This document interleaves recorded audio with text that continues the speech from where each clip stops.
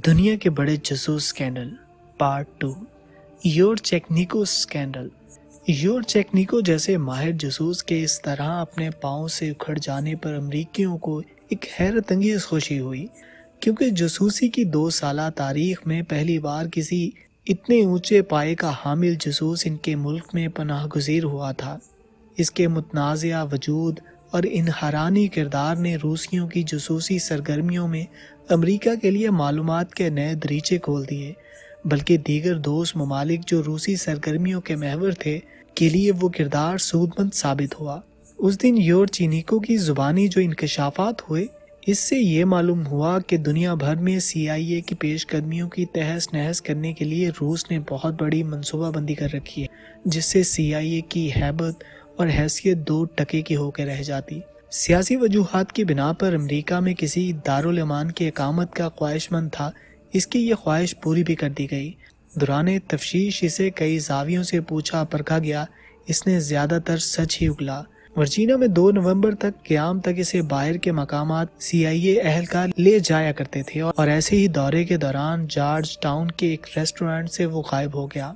CIA अहदेदारान का कहना था कि इससे नारवा सलूक रखा जाता था और फिर इसके यूं दाएं बाएं हो जाने की ज़रूरत से ज़्यादा ही उछाला भी किया। ये भी कुदरती अमर है कि इसके बच्चे रूस में थे, जिनकी याद ने यकीनन इसे सताया होगा, और फिर ऊपर से CIA का नारवा सलूक। शुरू में तो इसकी ज़ुबान से अपने बच्चों और अपने मुल्क के मुतल्लिक कोई अच्छे कलमात सुनाई ना दिए थे। अमेरिका में क़याम की वजह कनाडा में मुकीम इसकी महबूबा, लेकिन जब इसे मालूम हुआ है कि इसने ऊपर की मंजिल से नीचे कूद कर खुदकुशी कर ली है, तो अमेरिका तो क्या, योरचेनिको के लिए सारी दुनिया में रहना ही महाल हो गया। योरचेनिको ने दोबारा राह फरार इख्तियार की और रूस पहुंच गया।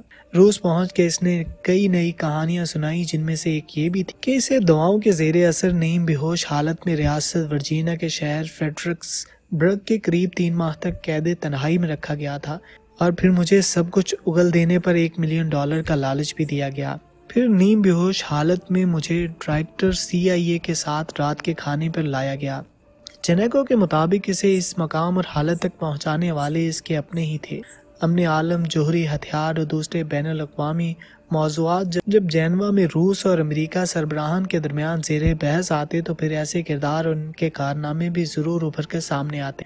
लेकिन ये अया न हो सका कि इन बहसों की बरकत से या फिर किसी दूसरे तरीके से 3 रूसी पनाह गुज़ीर एक एक करके रूस चले गए थे। जहाँ तक योरचेनिको के फरार का मामला है, तो इस केस में यही मालूम होता है कि वो CIA की सख्तियों से तंग आकर राह फरार इख्तियार कर गया था।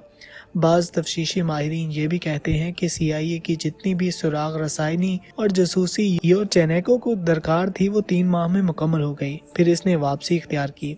इस सिलसिले में अगर योरचेनिको की बयान करदा अलिफ लैलवी पर यकीन किया जाए, तो कातिल ख्वाह बात बनती नजर नहीं आती, बल्कि वसी तरीके से देखा जाए, ऐसा जासूस का किरदार 3 माह की मुद्दत में क्या क्या कुछ पेट में भर के वापस रूस जा सकता है, तो बात को कोई मायनी मफहूम भी दिया जाएगा।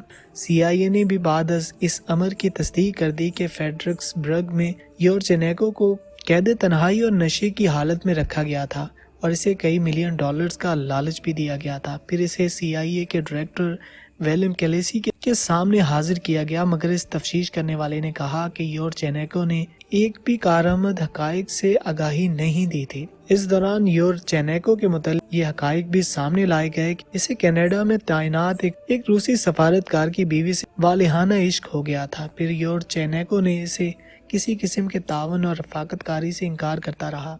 अमरीकी वजारत खारजा के तर्जुमान ने एक और भी इंकशाफ किया कि 1 अगस्त को यही योरचेनिको रूम में भी अमरीकी सफारत खाने की दहलीज पर नजर आया। ये कोई पहला मौका नहीं था कि किसी रूसी तखरीबकार ने वलवला किया हो कि इसे मंशियात में मतलूब करके अगवा किया गया।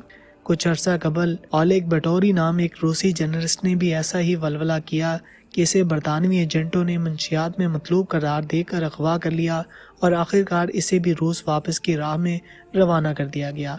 बाज़ जिम्मेदार ओहदेदारान के मुताबिक योरचेनिको की अमेरिका में आमद और फिर वापसी तक का सारा ड्रामा GB के मंसूबे का एक हिस्सा था। कुछ अर्सा कबल GB के सरबराह गोर्डी ऑलिंग نے لندن میں ایک ایسی ہی کارروائیوں کا صحرا اپنے سر لینے کی کوشش کی تو اسے فلفور ماسکو میں تفتیش کے لیے طلب کر لیا گیا تھا، مگر مئی جون 1985 میں برطانوی ایجنٹس کی بہادری دیکھتے ہوئے جنہوں نے اولیگز گورڈ کو جے بی کی حراست سے واپس چھڑا لیا، جس سے روسیوں کو یقیناً ایک دھچکا لگا تھا، انہوں نے اس قسم کی کوئی ڈرامائی ڈھونگ رچا کر سی آئی کو نیچا دکھانے کے لیے چینیکو کے ساتھ کردار کو سٹیج پہ چڑھا دیا۔ یور چینیکو والے ڈرامائی ڈھونگ کا جس مرضی زاویے اور پہلو سے موازنہ کر لیں، جاسوسی کی تاریخ میں اس قسم کا ڈھونگ ڈھونڈنے سے بھی نہیں ملے گا۔